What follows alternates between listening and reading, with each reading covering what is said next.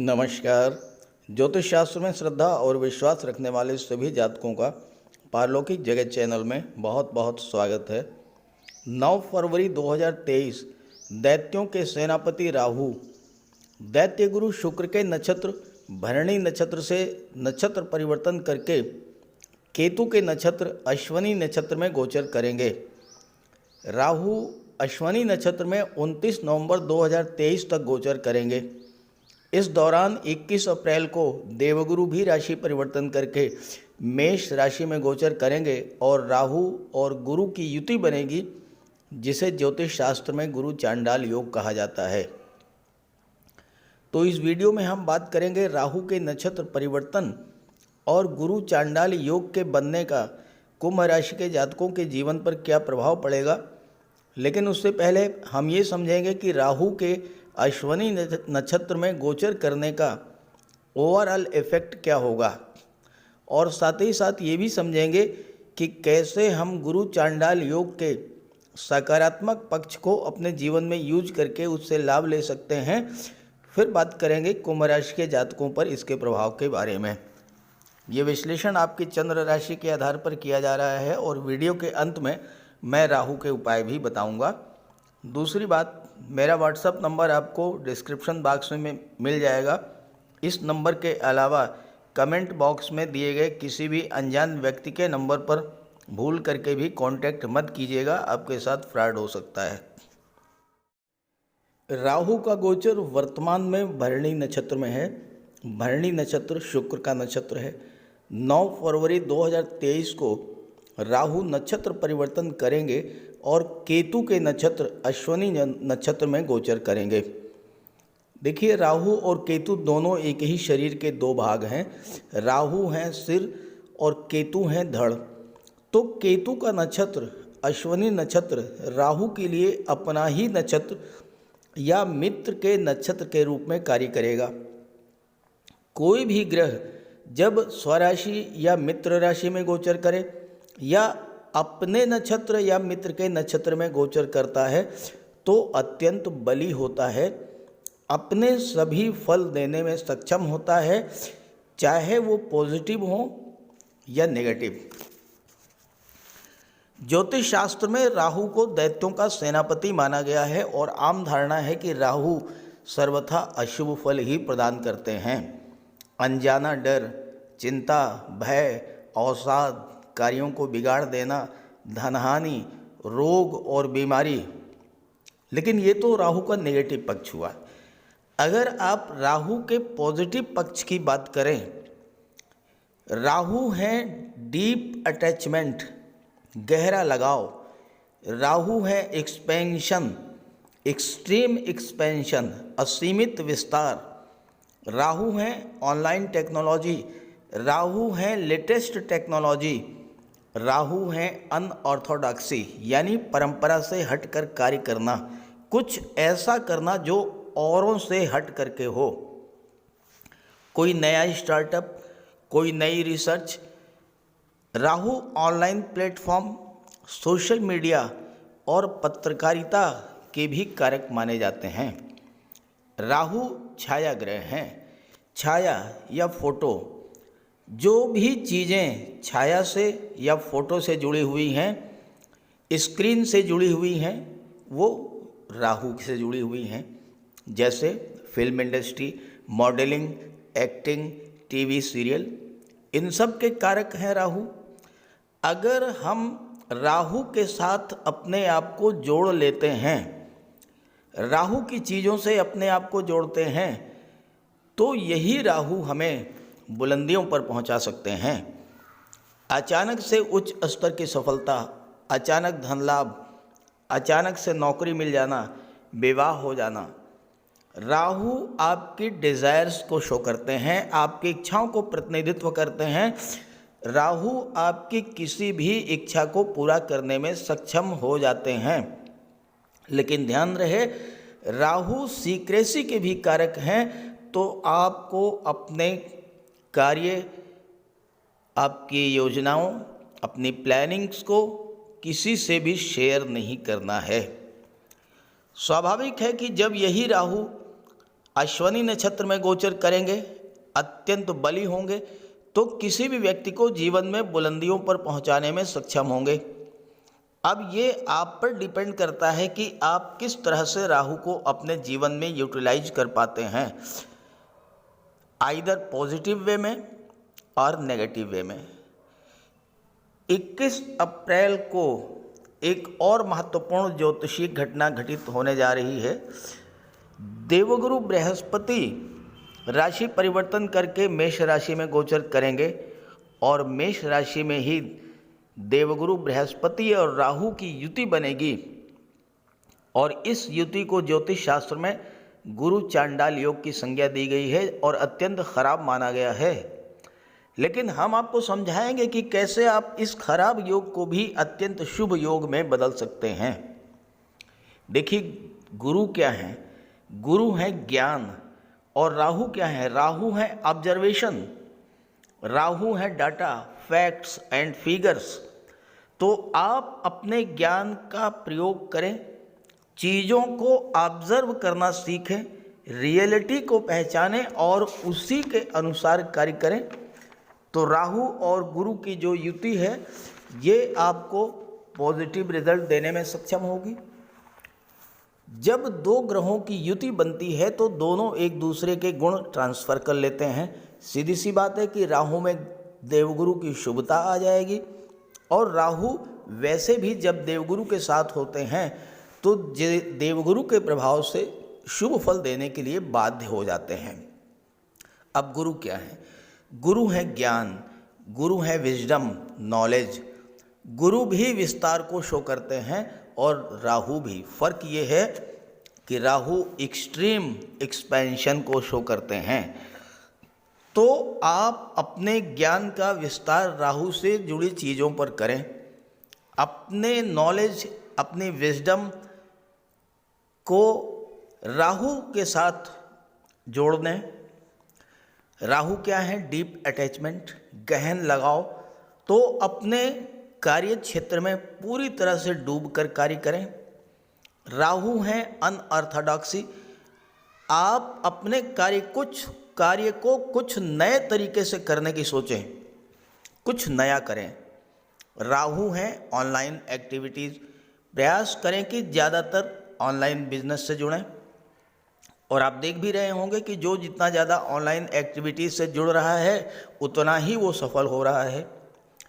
राहु हैं विदेश के कारक, स्थान परिवर्तन कर दें, कार्य क्षेत्र का विस्तार विदेशों में करें, यानी अपनी मातृभूमि से हटकर अन्यत्र किसी दूसरे शहर, किसी दूसरे राज्य से अपने कार्य व्यवसाय को जोड़ें।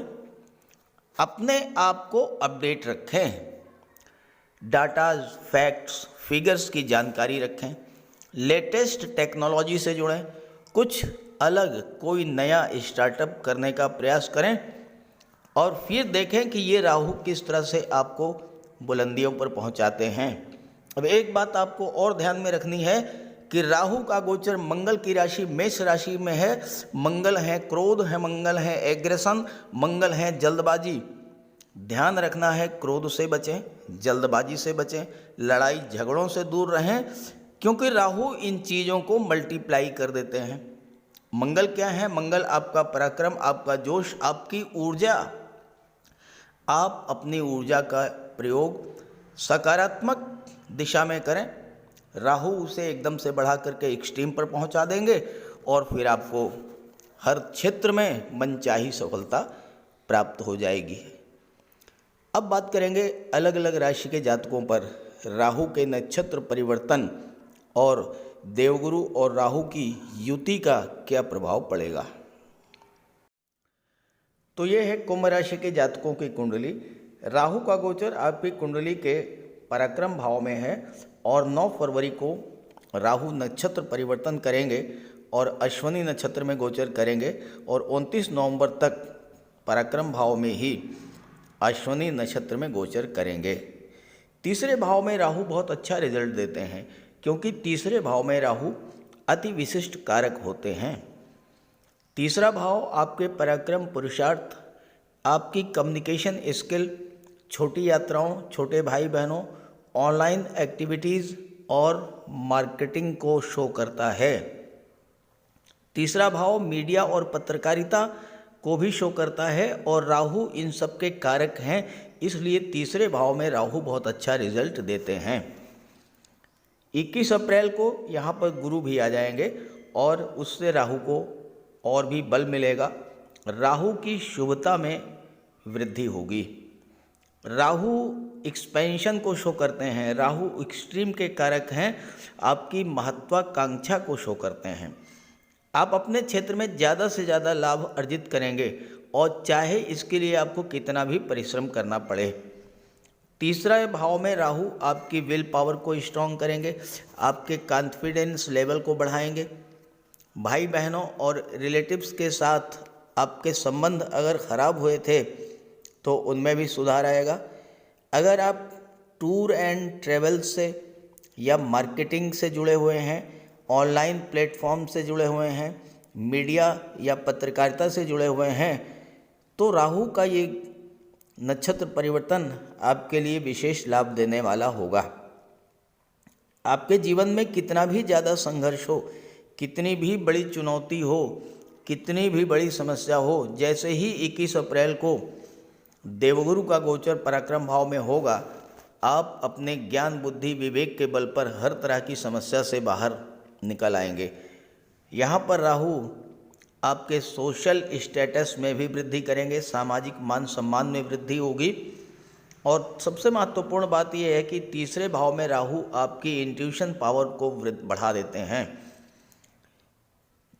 सपनों के माध्यम से भविष्य को देख सकें, इतनी बड़ी क्षमता राहु प्रदान करते हैं अगर आपकी जन्म कुंडली के तीसरे भाव में राहु का गोचर हो।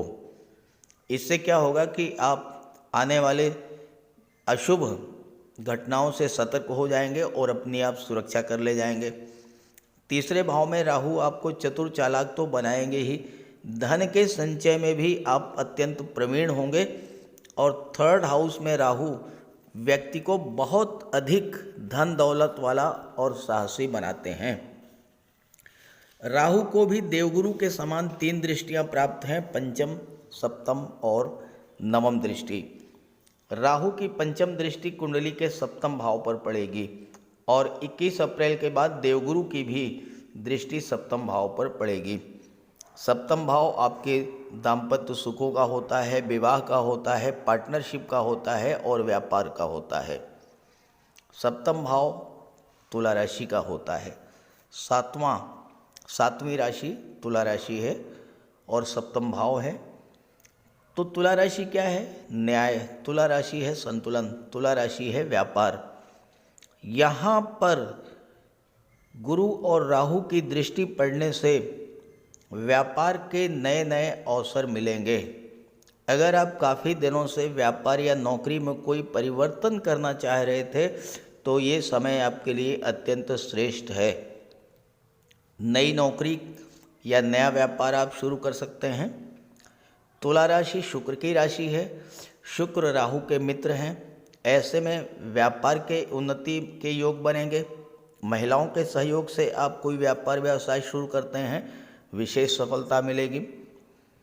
पार्टनरशिप में व्यापार करते हैं तो बहुत अच्छा पार्टनर मिलेगा जो व्यापार को नई ऊंचाइयों पर ले जाएगा। आप जीवन में संतुलन बनाकर चलना सीखेंगे। गुरु और राहु की दृष्टि आपके दाम्पत्य सुखों में वृद्धि करेगी। राहु डीप अटैचमेंट के कारक हैं। अगर आपका कोई लव रिलेशनशिप पहले से था तो उसमें और अधिक प्रगाढ़ता आएगी। अचानक से विवाह के योग बनेंगे।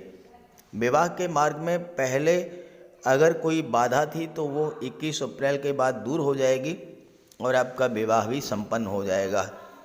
यहाँ पर राहु आपको अपने जीवन साथी के प्रति इतना डीप अफेक्शन पैदा करेंगे कि जीवन साथी के साथ किसी भी तरह का तनाव अगर था तो समाप्त हो जाएगा। व्यापार के क्षेत्र में अगर आप लेटेस्ट टेक्नोलॉजी के साथ ऑनलाइन प्लेटफॉर्म पर कोई व्यापार करते हैं या विदेश से जुड़ते हैं तो राहु आपको बुलंदियों पर पहुंचा देंगे। बड़े भाई बहनों और रिश्तेदारों से भी आपको लाभ मिलेगा। विवाह के अच्छे अच्छे रिश्ते आएंगे और ये योग इतना अच्छा योग होता है कि जो दंपति डाइवोर्स के कगार पर हैं वो भी वापस दाम्पत्य जीवन में लाए जा सकते हैं। राहु की सप्तम दृष्टि कुंडली के नवम भाव पर पड़ेगी और 21 अप्रैल के बाद देवगुरु की भी सप्तम दृष्टि नवम भाव पर पड़ेगी। नवम भाव होता है भाग्य का, पिता का, गुरु का, यात्रा देशाटन का, देवदर्शन का और उच्च शिक्षा का। देवगुरु पंचम भाव और नवम भाव के कारक होते हैं। देवगुरु है ज्ञान, राहु है विदेश, तो आप उच्च शिक्षा के लिए विदेश जाने का योग बनेगा। पिता गुरु वृद्धजनों की सेवा करेंगे, उनका आशीर्वाद प्राप्त करेंगे, तो यहाँ राहु आपको विलक्षण भाग्योन्नति प्रदान करेंगे। आपके रुके हुए काम पूरे होंगे, नए कार्यों की शुरुआत करेंगे तो सफलता मिलेगी। खास करके online business, tour and travel, शिक्षण का कार्य या धर्मगुरु, पुरोहित और योगाचार्य, कथाकारी के रूप में अगर आप कार्य करते हैं या मार्केटिंग से जुड़े कार्य करते हैं तो भाग्य का पूरा साथ मिलेगा।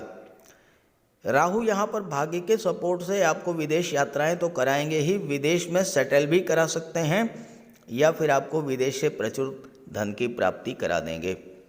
राहु के इस गोचर काल में आप धार्मिक यात्राओं पर जाएंगे, देव दर्शन के लिए जाएंगे। आपके घर में कोई धार्मिक या मांगलिक आयोजन भी हो सकता है। और अगर आपने इस गोचर काल में एक बार भी गंगा स्नान कर लिया तो समझ लीजिए कि भाग्य चमक जाएगा। राहु आपको वो सब कुछ देंगे जो आप पाना चाहते हैं। ध्यान रहे कि भूल करके भी माता पिता, गुरु, बॉस और वृद्धजनों का अपमान न करें, अन्यथा राहु नेगेटिव रूप से एक्टिवेट हो जाएंगे और फिर क्या होगा ये आप स्वयं समझ सकते हैं। राहु और गुरु की नवम दृष्टि कुंडली के 11वें भाव पर पड़ेगी, लाभ के भाव पर। 11वें भाव का राहु जो है वो सर्वाधिक लाभ देने वाला होता है। अचानक से धन लाभ का योग बनेगा। हर कार्य जो आप करेंगे उससे आपको लाभ होगा। आपका कोई पैसा रुका हुआ था, पैसा फंसा हुआ था, वो आपको मिल जाएगा। सोशल सर्किल में वृद्धि होगी, मान सम्मान में वृद्धि होगी और राजनीति में अगर हैं तो उच्च पद प्राप्त होगा। आपकी रेगुलर इनकम में वृद्धि होगी और आय के नए नए स्रोत बनेंगे। आप जो भी कार्य कर रहे हैं उससे तो आय होगी ही, उससे हटकर भी अन्य स्रोतों से धन की प्राप्ति होगी। 11वां भाव आपके सपनों को, आपके इच्छाओं को रिप्रेजेंट करता है। राहु भी आपकी डिजायर्स को शो करते हैं, आपकी इच्छाओं को शो करते हैं। कोई पुराना सपना, कोई पुरानी इच्छा आपकी पूरी हो सकती है। गवर्नमेंट से जुड़े हों, राजनीति से जुड़े हों, व्यापार व्यवसाय से हो, हर तरह से धन की आपको प्राप्ति होगी। आपको लॉटरी, शेयर मार्केटिंग, लेखन, अभिनय, कला, social media, film industry, TV serial या मॉडलिंग के क्षेत्र से धन की प्राप्ति होगी। राहु का 11वें भाव में इतना व्यापक प्रभाव होता है कि आपके भाई बहनों को भी धन की प्राप्ति करा देंगे। हालांकि अचानक से बहुत ज़्यादा धन आ जाने से आपकी महत्वाकांक्षा गलत मोड़ भी ले सकती है, लेकिन जैसे ही 21 अप्रैल को देवगुरु आ जाएंगे, अगर आपने अपने ज्ञान, बुद्धि, विवेक का प्रयोग किया तो आप सकारात्मक दिशा में चलते हुए हर तरह का लाभ अर्जित करेंगे। देवगुरु के साथ युति बनने पर अचानक से विवाह का योग बनेगा, संतान प्राप्ति का योग बनेगा। विशेष लाभ लेने के लिए अगर आप घर से बाहर जब भी निकलें तो हल्दी या चंदन का तिलक लगा लें और राहु का उपाय अवश्य करें। तो बात करते हैं राहु के उपायों पर। राहु का कोई अशुभ प्रभाव आप पर न पड़े, इसलिए राहु का उपाय जरूर करें। राहु का सबसे बढ़िया उपाय है मोर पंख। देखिए, राहु को सर्प का स्वरूप माना गया है और मोर सर्प को खा जाता है, तो जहाँ पर मोर पंख रहता है वहाँ पर राहु का प्रवेश नहीं होता है। अपने घर के मेन डोर पर, बेडरूम में, ड्राइंग रूम में, स्टडी रूम में एक एक मोर पंख लगा दें। एक मोर पंख अपने तकिए के नीचे रखें। जहाँ पर आप कार्य करते हैं ऑफिस में, वहाँ भी मोर पंख आप रखें। और अपने बैग में एक मोर पंख ज़रूर रखें और एक सुरमे की डिबिया, ये 2 चीज़ें अपने बैग में हमेशा रखें। और एक छोटी सी चांदी की गोली अपनी जेब में रखें। इससे राहु और बुध दोनों का उपाय हो जाता है। काले कुत्ते को भोजन दें, काली गाय की सेवा करें, इससे राहु केतु और शनि तीनों ही प्रसन्न होते हैं। कुष्ठ आश्रम में जाकर के या दिव्यांगों को भोजन का दान दें। और एक नारियल शनिवार के दिन अंधेरा होने पर अपने सिर के एंटी क्लॉकवाइज 7 बार घुमा करके नदी में बहा दें। दुर्गा माता का आशीर्वाद प्राप्त करें, दुर्गा चालीसा का पाठ करें, सोमवार के दिन शिवलिंग पर अभिषेक करें, सफ़ेद चंदन का टीका लगाएं और एक सफ़ेद चंदन का टुकड़ा अपने पास रखें। घर में कपूर की धूनी दें। ये छोटे छोटे से उपाय हैं। अगर आप इन उपायों को करते हैं तो निश्चित रूप से राहु के सभी शुभ फल आपको प्राप्त होंगे। तो उपाय ज़रूर कीजिएगा, लाभ मिलेगा। और जब लाभ हो तो कमेंट करके बताइएगा और ये वीडियो अपने साथियों को, अपने मित्रों को भी शेयर कर दीजिएगा। नमस्कार।